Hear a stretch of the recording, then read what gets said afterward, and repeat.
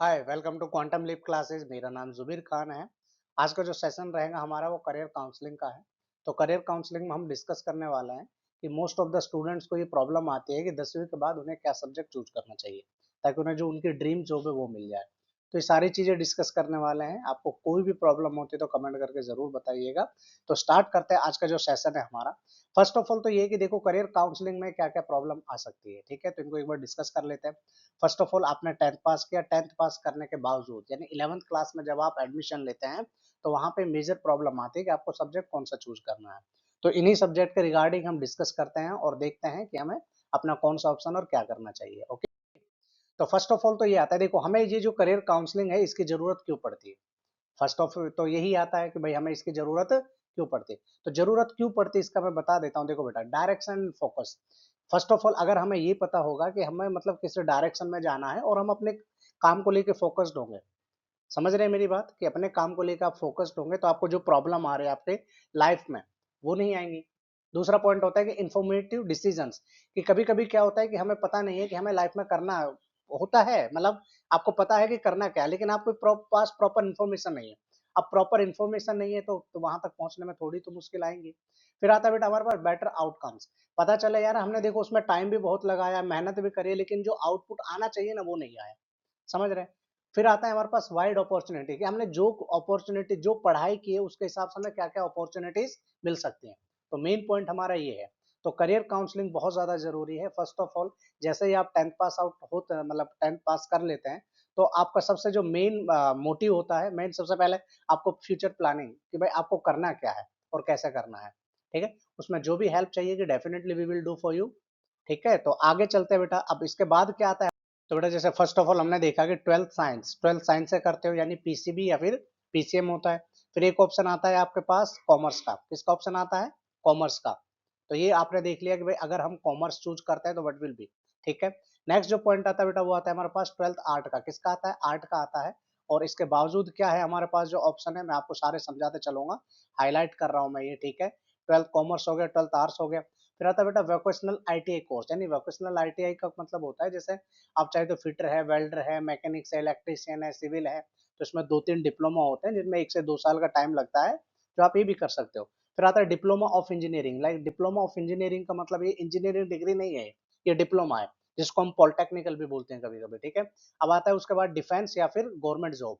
Defence में जा सकते हो, लाइक एनडीए सीडीएस एफकेट वगैरह हो गया, और गवर्नमेंट जॉब का ऑप्शन भी बनते हैं आपके पास, ठीक है।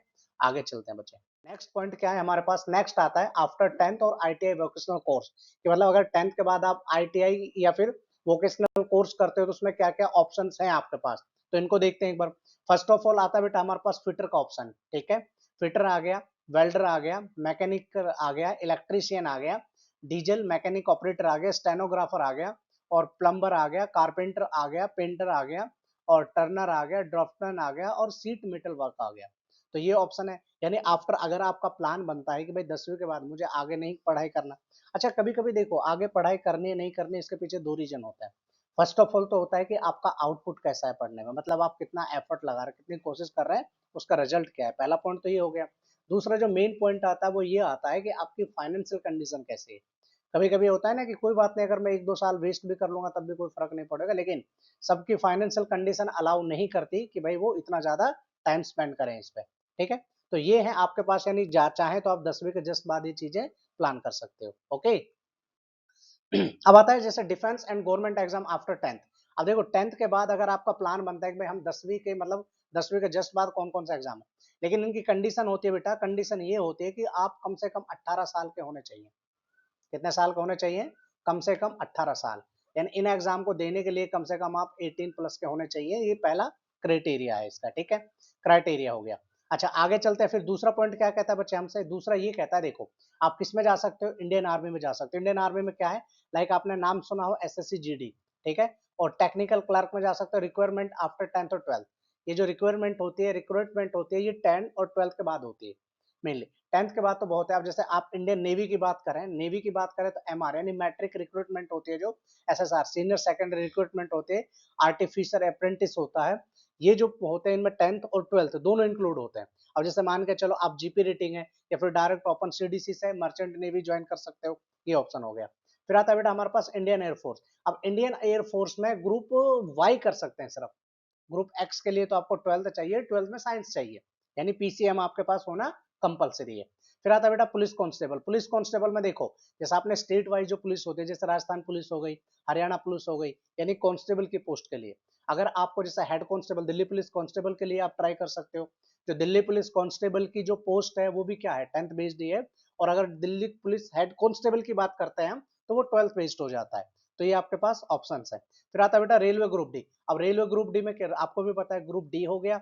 अच्छा अगर आप ग्रुप डी से थोड़ा सा हट के जाएंगे तो जैसे इसमें आईटीआई वगैरह मांगते हैं कुछ में, या फिर एनटीपीसी कर सकते हो आप, ठीक है।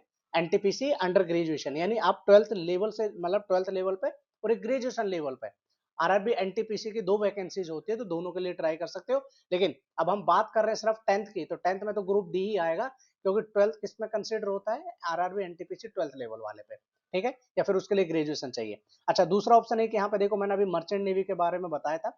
मर्चेंट नेवी क्या था, यानी rating post of seaman deck crew after 10th और ट्रेनिंग, ठीक है। आफ्टर 10th के बाद आप ये ट्राई कर सकते हो। और चाहो तो इसमें एक प्रॉब्लम, एक ऑप्शन ये भी है आपके पास कि जीपी रेटिंग का ऑप्शन है जो जस्ट 10th के बाद होता है, तो आप ये एक बार ट्राई कर सकते हो, ठीक है।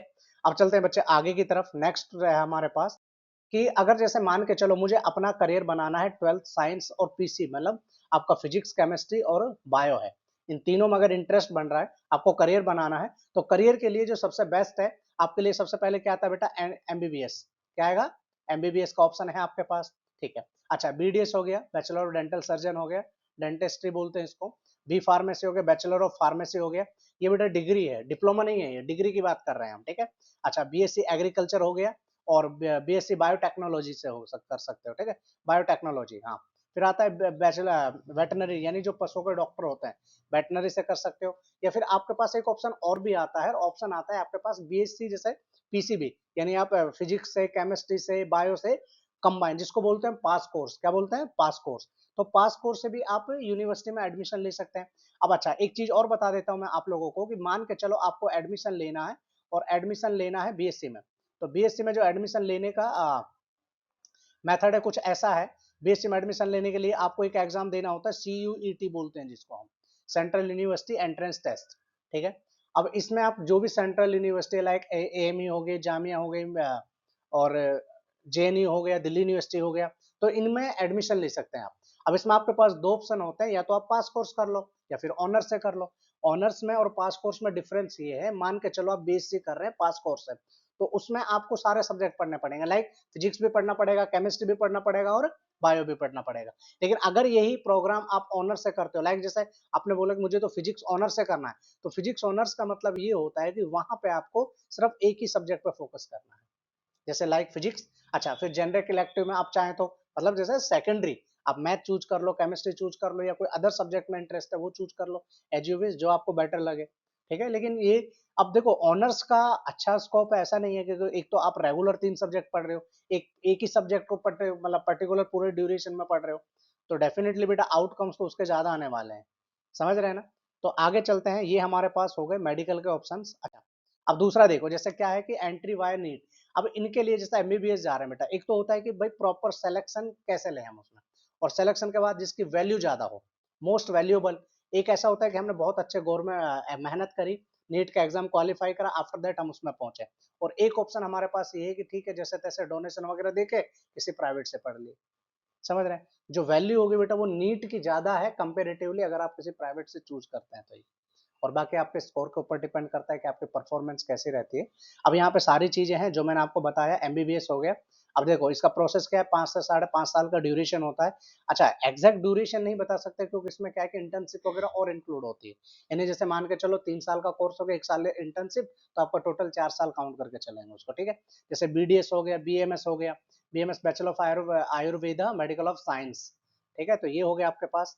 तो बीएमएस बीएचएमएस हो गया, बीवीएस हो गया, बीएससी नर्सिंग हो गया, बी फार्मा, एमएलटी। एमएलटी का मतलब होता है मेडिकल लैब टेक्नोलॉजी, यानी एमएलटी कोर्स होता है बेटा, ठीक है। और जैसे जिनको हम पैरामेडिकल कोर्सेज भी बोलते हैं, जैसे फिजियोथेरेपिस्ट है, बीपीटी बोलते हैं इसको, रेडियोलॉजी है, ठीक है, ऑक्यूपेशनल थेरेपी है, न्यूट्रिशन एंड डाइटिशियन है, ये कोर्स भी कर सकते हैं, आजकल बहुत ज्यादा ट्रेंडिंग में है ये चीजें।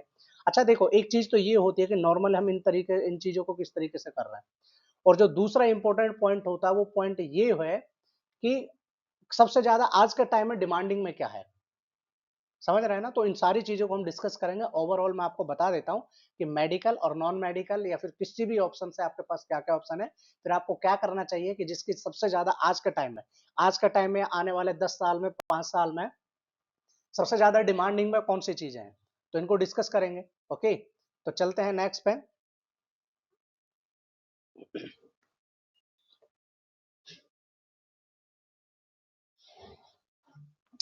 तो ये है बच्चे, कंटिन्यू करते हैं आगे।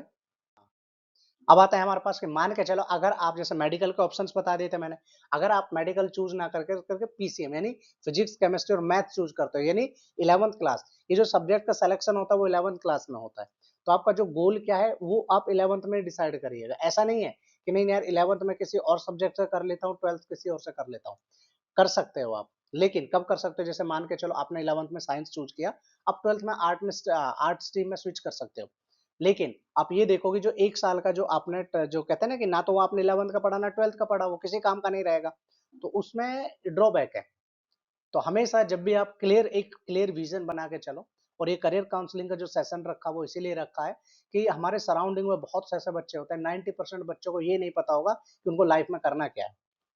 तो मैं चाहता हूँ कि जो भी बच्चे इस चीज से रह जाते हैं, जिनको ये नहीं एक्चुअली आइडिया होता कि उनको करना क्या है, उनके लिए है ये सेशन। और होप यू अंडरस्टैंड जो भी आपको चीजें बताई जा रही है, थोड़ा केयरफुली देखिए, समझिए। अच्छा, PCM stand for the physics chemistry and mathematics. अब सबसे पहला जो ऑप्शन आता है बेटा वो आता है हमारे पास इंजीनियरिंग, यानी इंजीनियरिंग में क्या है, बैचलर ऑफ टेक्नोलॉजी, ठीक है, बीटेक बोलते हैं जिसको आप। अब बेटा देखो 4 साल का प्रोग्राम होता है, कैसे है देखो, अब यहाँ पे प्रॉब्लम है। एक तो नॉर्मल बीटेक किसी कॉलेज से कर ले रहे, एक जाते हैं हम आईआईटी जेई के थ्रू।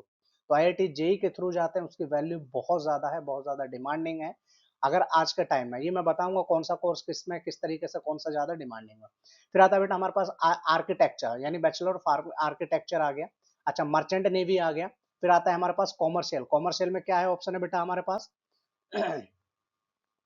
कॉमर्शियल में हमारे पास ऑप्शन है जैसे कॉमर्शियल पायलट है, सीपीएल बोलते हैं जिसको, ठीक है। अब सीपीएल भी एक अच्छा ऑप्शन है हमारे पास, ठीक है, और डिमांडिंग में भी है, और ठीक है, लेकिन थोड़ा सा कॉस्टली जरूर है। लेकिन जिन जो मिडिल क्लास फैमिली से फाइनेंशियल क्राइसिस को जो फेस कर रहे हैं उनके लिए चूज करना थोड़ा ठीक नहीं है। लेकिन हाँ, ये है अगर आप डेडिकेटेड होकर काम करेंगे तो आपको देखो आउटपुट तो डेफिनेटली मिलेगा बेटा। तो मैंने आपको क्या बताया, सबसे पहला आ जाता है अगर आपके पास मैथ है तो आप इंजीनियरिंग डिग्री कर सकते हैं, बैचलर ऑफ आर्किटेक्चर कर सकते हैं। फिर आता है आपके पास बीएससी या फिर BSc computer science. BSc computer science से भी कर सकते हो और बीसी भी कर सकते हो आप, ठीक है। फिर जैसे बीएससी फिजिक्स और मैथ। अब आपने देखा यहाँ पे बीएससी फिजिक्स और मैथ है, तो फिजिक्स और मैथ के लिए मैं बताता हूँ, देखो टीचिंग का ऑप्शन भी है आपके पास और रिसर्च में भी जा सकते हो, ठीक है। तो फिर आता है आपके पास डाटा साइंटिस्ट। अब एक चीज याद रखना बेटा, डाटा साइंटिस्ट साइंस में सबसे ज्यादा एआई यहाँ पे वर्ड एक इसके स्लैश में रखा है, जिसका मतलब होता है एआई, आर्टिफिशियल इंटेलिजेंस। आज के टाइम में अगर कोई सबसे ज्यादा डिमांडिंग में है तो वो एआई है। आप डाटा साइंस से बीएससी करिए, डाटा साइंस से आफ्टर दैट आप एआई एआई स्पेशलिस्ट बनिए, और आप सबसे ज्यादा जो डिमांडिंग, यानी ये कह सकते हैं आने वाले 5 से 6 साल में, यानी 5 से 6 साल में जो सबसे ज्यादा डिमांडिंग रहेगा वो डाटा साइंस रहेगा। क्लियर है बेटा। आगे चलते हैं, नेक्स्ट नेक्स्ट जो पॉइंट है हमारे पास वो आता है देखो अब मैंने आपको बताया कि मान के चलो आप सीएससी, यानी सीएससी का मतलब होता है कंप्यूटर साइंस इंजीनियरिंग। अब कंप्यूटर साइंस इंजीनियरिंग में क्या क्या ऑप्शन है, कि मतलब आपने कर तो लिया, लेकिन आपको ये कैसे पता चलेगा यार मुझे पर्टिकुलर उसी फील्ड में जाना है, और उस फील्ड में जाने के बावजूद, समझ रहे हैं मेरी बात, तो वहां पे ये देखना है। तो फर्स्ट ऑफ ऑल मैंने बोला कि भाई देखो कंप्यूटर साइंस का जो ऑप्शन है, इसमें देखो सॉफ्टवेयर बन सकते हो, सॉफ्टवेयर इंजीनियर हो गया, एआई, डाटा, क्लाउड और साइबर सिक्योरिटीज, यानी ये जो अपॉर्चुनिटीज आपको मिलेंगी, यानी जो स्पेशलाइजेशन है वो इन फील्ड में मिलेंगे। फिर हम बात करते हैं बेटा मैकेनिकल इंजीनियर की। अगर मैकेनिकल इंजीनियर की बात करें तो ऑटोमोबाइल, मैन्युफैक्चरिंग, रोबोटिक और एनर्जेटिक, समझ में आ रहा है, यानी हमारे पास ये हो गया भाई ऑटोमोबाइल्स का ऑप्शन है, मैन्युफैक्चरिंग का, रोबोटिक का और एनर्जी का। अब आता है बेटा सिविल इंजीनियर। सिविल इंजीनियर में मेनली हमारा जो काम होता है वो होता है construction, infrastructure, real estate, governments वगैरह, समझ रहे हैं बेटा। तो ये हमारे पास ये हो गया। फिर आता है इलेक्ट्रिक। इलेक्ट्रिक में आपको भी पता है power, electronics, automation and smart grids का ऑप्शन आता है। फिर आता है इलेक्ट्रॉनिक एंड कम्युनिकेशन, जिसे बोलते हैं हम टेलीकॉम। जैसे टेलीकॉम को तो आपको भी पता है, जितने भी आजकल जैसे वाईफाई वगैरह जितने भी चीजें हैं, अब ऐसा थोड़ी कि वाईफाई लगाने वाला ही वो इंजीनियर है, नहीं बेटा। ऐसा नहीं है। इलेक्ट्रॉनिक कम्युनिकेशन का मतलब है उन चीजों को रन करने वाला। समझ में आ रहा है ना भाई? ये सारे सिस्टम, ये तो एक चैन बन रही है भाई, वहां पे पूरा सिस्टम होगा। आफ्टर द कनेक्टिविटी कनेक्टिविटी रखेंगे तब उनसे। अब आता है हमारे पास केमिकल इंजीनियरिंग। केमिकल इंजीनियरिंग में क्या ऑप्शन है बेटा? फार्मा है, पेट्रोकेमिकल है, फूड प्रोसेसिंग है और प्लास्टिक्स है। ठीक है। आता है आईटी। आईटी का मतलब होता है इंफॉर्मेशन टेक्नोलॉजी। आईटी बेटा सबसे ज्यादा डिमांडिंग में है ये। समझ रहे हैं ना? अगर हम इसकी बात करें, ऐसा नहीं है कि बाकी डिमांडिंग में नहीं है। देखो, अगर आपका आईआईटी जेई निकल जाता है तो आपके पास ऑप्शन होते हैं जिसमें आपका इंटरेस्ट है। और इंटरेस्ट के पीछे आप ये देखो बेटा कि जिसमें आप थोड़े से मजबूत हो। पता चले आपको मैथ में बहुत ज्यादा इंटरेस्ट है लेकिन बायोलॉजी ले लिया आपने। समझ रहे हैं? पता चला पेरेंट्स का क्या वो है, पेरेंट्स का फोकस है, नहीं नहीं बेटे को तो डॉक्टर बनाना है, जबकि बेटे को पढ़ने में मैथ मजा आ रहा है, बायो में कोई इंटरेस्ट नहीं है, उसका फ्यूचर गोल कुछ अलग है लेकिन फैमिली का कुछ अलग है। तो कभी भी जो ये प्रॉब्लम आती है, इस प्रॉब्लम में इसको फेस ना करें।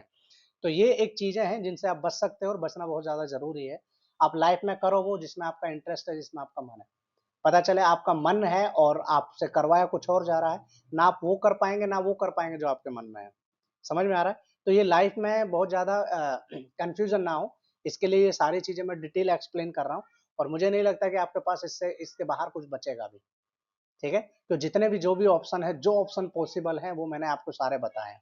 ठीक है बेटा? अब जैसे इसका अगर बात करें हम आईटी की यानी इंफॉर्मेशन टेक्नोलॉजी की, तो web, mobile app, networking, cloud computing, ये सारे ऑप्शन इसमें आते हैं। फिर आता है बेटा एरोस्पेस एंड एरोनॉटिकल। अब देखो aviation, defence, ISRO, space research वगैरह, यानी अगर एरोस्पेस या एरोनॉटिकल इंजीनियरिंग करते हैं आप, तो यानी एविएशन हो गया, डिफेंस में हो गया, इसरो में हो गया, या फिर स्पेस रिसर्च में आप जा सकते हैं। अब बेटा आता है बायोटेक्नोलॉजी इंजीनियरिंग, तो जैसे फार्मा रिसर्च, ये इनमें है मेनली इसका देखा जाए। क्लियर है बच्चे सबको?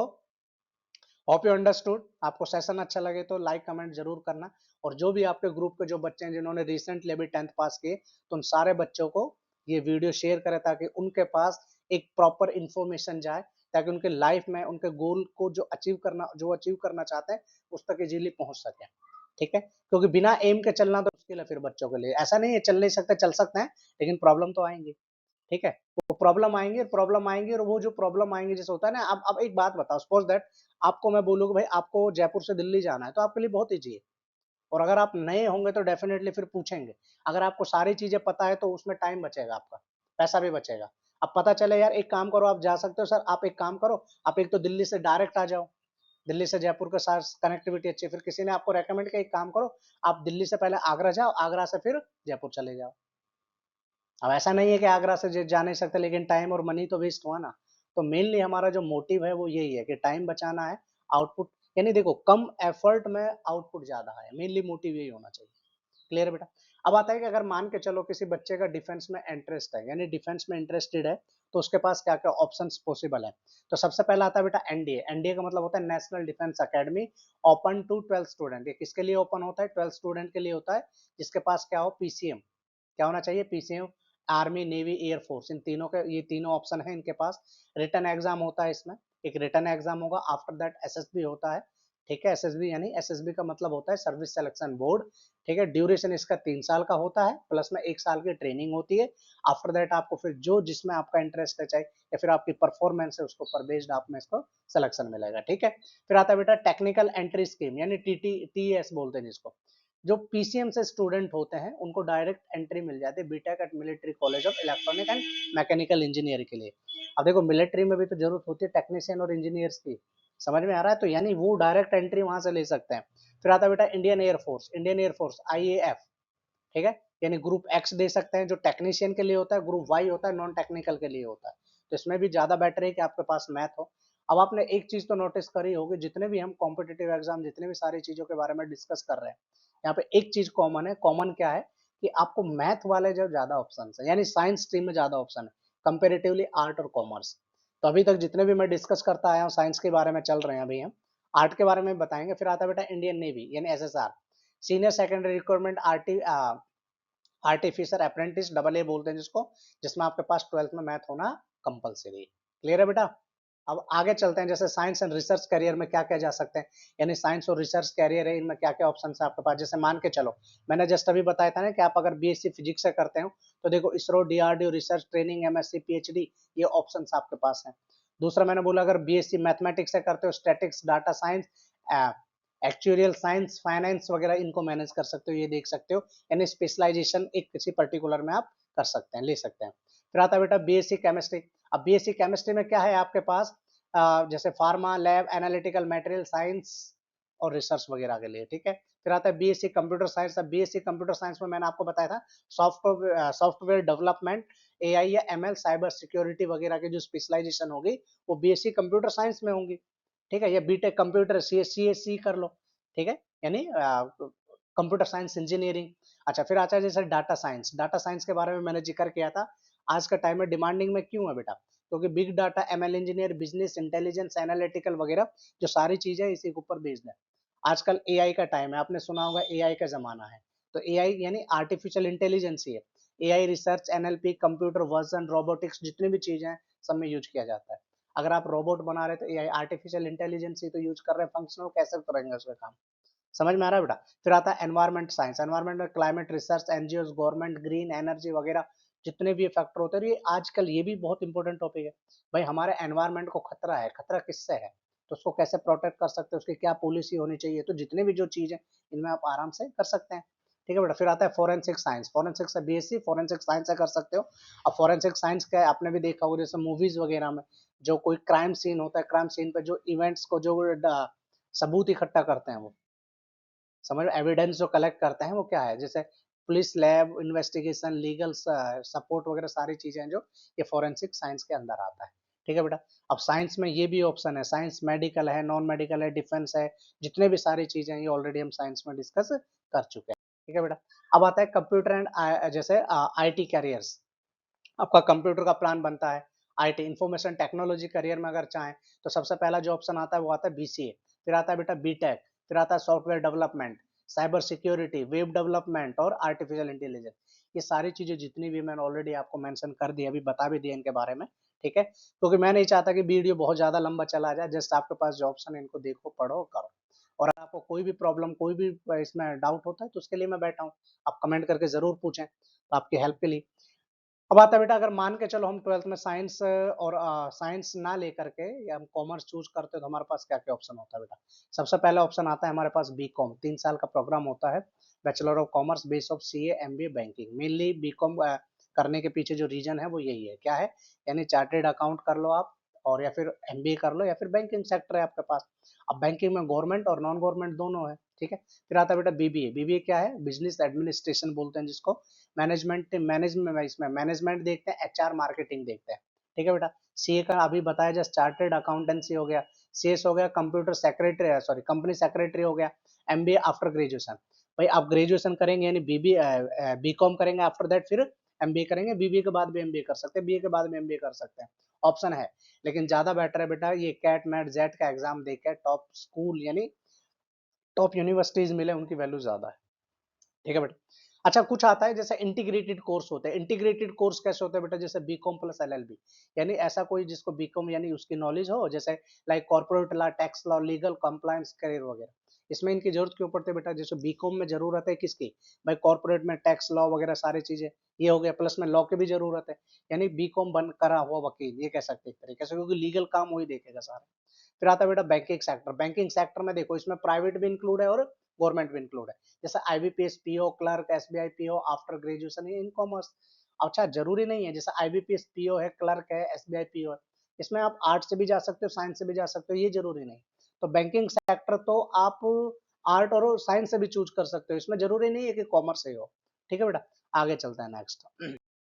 अब आता है जैसे इन तीनों में मैंने इनमें भाई करियर की बात करें तो सीए, सीएस और सीएम है, यानी देखा जाए तो चार्टेड अकाउंट हो गया, कंपनी सेक्रेटरी हो गया, या फिर कॉस्ट अकाउंटेंट हो गया। ये सारी चीजें हैं, इनका काम क्या है, कितना टाइम लगेगा, कितना नहीं लगेगा, ये सारी चीजें मैंने ऑलरेडी मेंशन कर दिया इसमें, ठीक है। अब आता बेटा बैंकिंग एंड गवर्नमेंट एग्जाम, और जैसे मैंने अभी जस्ट आपको बताया था आईबीपीएस पीओ दे सकते हैं आप, आईबीपीएस क्लर्क दे सकते हैं, एसबीआई दे सकते हैं, आरबीआई दे सकते हैं, एसएससी दे सकते हैं। बेटा गवर्नमेंट एग्जाम और भी बहुत सारा है, जो 10th लेवल पे मैंने बताया था, जैसे दिल्ली पुलिस हो गया, एनटीपीसी हो गया, एसएससी जीडी हो गया। फिर 12th बेस पे CHSL, NTPC, graduation, under graduation दे सकते हैं, ठीक है। आर्मी वगैरह के दे सकते हैं, या कोई क्लर्क पियोन वगैरह सीएचएसएल, इनकी जो पोस्ट निकलती है इनके लिए ट्राई कर सकते हैं। तो ऐसा नहीं है कि इनको तो कोई भी कर सकता है बेटा, चाहे वो आर्ट्स से हो, साइंस से हो, कॉमर्स से हो, जो कंपटीशन की बात कर रहे हैं हम, जो बैंकिंग एंड गवर्नमेंट जो जॉब एग्जाम की बात कर रहे हैं, ये कोई भी पर्सन कर सकता है। जस्ट ग्रेजुएट हो या जो भी आपके पास क्वालिफिकेशन है वो होनी चाहिए इसके अकॉर्डिंग। ठीक है, फिर आता है, अब मान के चलो आप जैसे 12th आर्ट ले लेते हो, तो 12th आर्ट में आपके पास क्या क्या ऑप्शन बनते हैं वो भी देख लेते हैं एक बार। देखो बेटा, सबसे पहला आता है 3 साल का या 5 साल का B A L L B, या फिर इसको इंटीग्रेटेड कोर्स बोलते हैं। इंटीग्रेटेड का मतलब ये है कि मान के चलो आपको B A L L B करना है, मैं बता देता हूँ। जैसे आपको बी ए और एल एल बी करना है यहाँ पे, ठीक है। अब बी ए और एल एल बी में आपके पास दो ऑप्शन है बेटा, एक बी ए प्लस में एल एल बी। अब बी ए हो गया आपका 3 साल का, एल एल बी हो गया 2 साल का, तो ये 5 साल का ड्यूरेशन लगेगा इसमें। समझ में आ रहा है? ये यहाँ पे ऑलरेडी मेंशन कर दिया। अगर आपको बी एल एल बी अलग करने के बजाय एक साथ करते हैं, उनको बोलते हैं इंटीग्रेटेड कोर्स, यानी कंबाइन दोनों को मिला के, ठीक है। फिर जैसे फाइन आर्ट की बात करें बेटा, ये भी ऑप्शन है आपके पास, जैसे फाइन आर्ट डिजाइन वगैरह है, जर्नलिज्म है, ठीक है, यानी फैशन डिजाइनिंग मॉडलिंग वगैरह इसके अंदर कर सकता है। जर्नलिज्म यानी मास मीडिया वगैरह का जो भी है कम्युनिकेशन। फिर सिविल सर्विसेज में आ सकते हैं, मोस्ट इंपॉर्टेंट पार्ट है ये। देखा जाए तो I S I P S I F S यानी प्रेस्टिजियस गवर्नमेंट करियर की बात कर रहे हैं। फिर साइकोलॉजी, साइकोलॉजी क्या है, B A B S C कर सकते हैं इससे।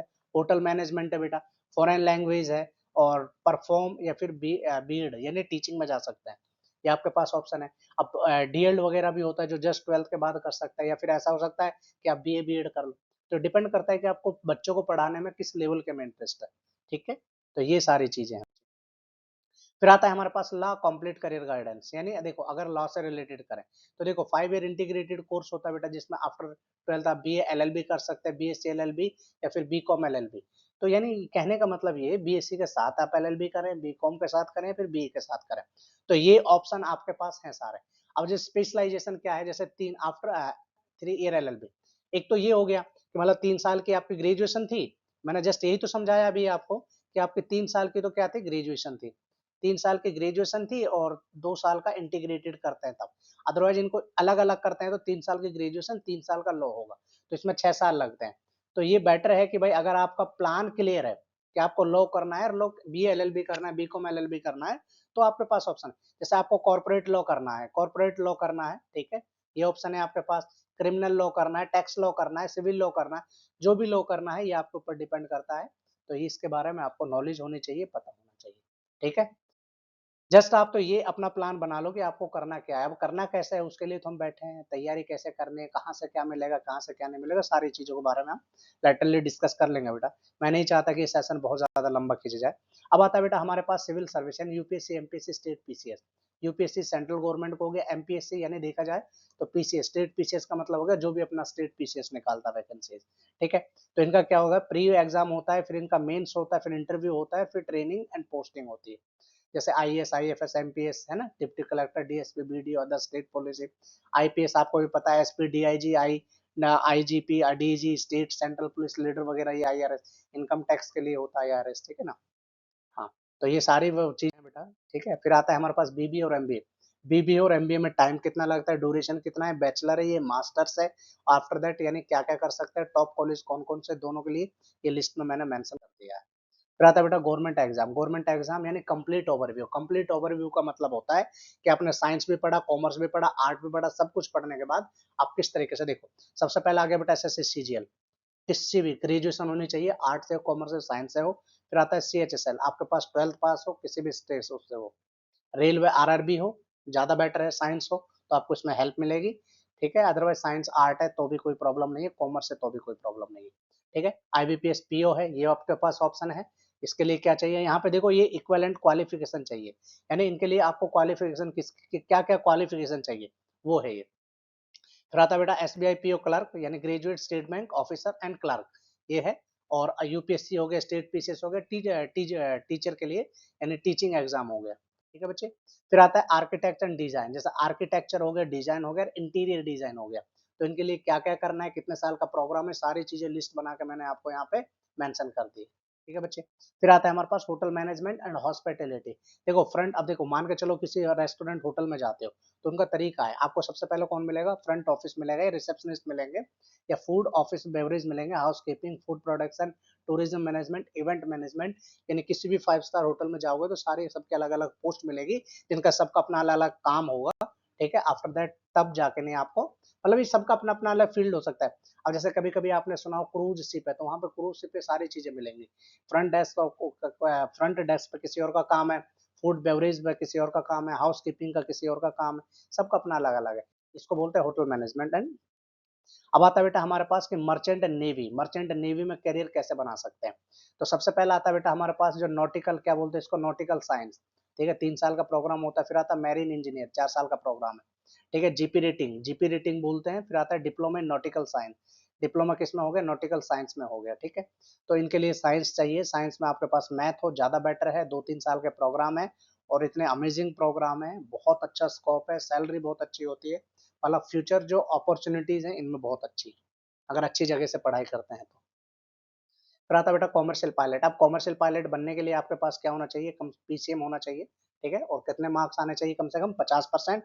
मेडिकल फिटनेस हो, स्टूडेंट पायलट लाइसेंस मिले, प्राइवेट पायलट लाइसेंस मिले। आफ्टर दैट फिर कॉमर्शियल पायलट लाइसेंस मिला, एयरलाइन ट्रांसपोर्ट पायलट एटीएल। और इसमें देखो बेटा जो कोस्ट आती है 40 से 70-80 लाख के आसपास खर्चा आ जाता है, लेकिन ड्यूरेशन कितना होता है, 2 से 3 साल, और सैलरी भी अच्छी खासी है। यानी सैलरी ये कह सकते हैं हम इसमें 2-1.5-2 लाख रुपए से लेकर के 6-7 लाख रुपए तक जाती है सैलरी। ठीक है, तो सैलरी तो अच्छी खासी, ऐसा नहीं है कि नहीं है। एक साल में लगभग लगभग आप वसूल कर सकते हैं अगर अच्छी जगह प्लेसमेंट होता है तो। मैंने आपको इनिशियली इसके वीडियो के नीचे स्टार्टिंग में मैंने बताया था कि डाटा जो साइंस इसका ऑप्शन है, डाटा साइंस और आर्टिफिशियल इंटेलिजेंस सबसे ज्यादा डिमांडिंग में है, ट्रेंडिंग में चलने वाली चीजें हैं। 2024 से लेकर के 30 तक सबसे ज्यादा टॉप में रहने वाला अपॉर्चुनिटीज है। जिसमें डाटा साइंटिस्ट है जिसकी सैलरी पैकेज नीचे, एमएल इंजीनियर है, एआई रिसर्चर है, डाटा एनालिस्ट है, बिजनेस एनालिस्ट है, क्लाउड एमएलओपी इंजीनियर है। इनके सबका जो पे स्केल है वो नीचे लिखा हुआ है और मैंने बताया भी आपको। ये बहुत इंपॉर्टेंट और डिमांडिंग है एट दिस मोमेंट अगर देखा जाए तो इनको। तो बेटा जॉब ऐसे करो, अगर चूज कर कैसे करो जिनका फ्यूचर में, क्योंकि मेन मोटिव तो हमारा फ्यूचर में सक्सेस होना और पैसा कमाना ही है। तो बेटर है कि इनको अच्छे से चूज करके सेलेक्ट करके तब जाके आप आगे कुछ करें। ठीक है बेटा। अच्छा, अब यहाँ पे ये भी एक चीज आती है कि भाई आपने ये तो डिसाइड कर लिया कि मुझे ये बनना है या वो बनना है जो भी है, क्योंकि मैंने आपको, मुझे नहीं लगता कि कोई भी ऐसा ऑप्शन बचा है जिसमें आपको कुछ करना हो। तो आप सारे ऑप्शन अवेलेबल हैं, आप जस्ट उनको देखो, एनालिसिस करो, प्लान बनाओ और करो। अब बेटा देखो व्हाट आर योर मार्क्स। अब अगर आप चूज कर रहे हो, चूज करने के पीछे 2-3 रीजन होंगे। अब 2-3 रीजन क्या है, first of all how to choose the right career, कि राइट करियर चूज करने के लिए आपके पास क्या क्या चीजें जरूरी है। सबसे पहला था व्हाट आर योर मार्क्स।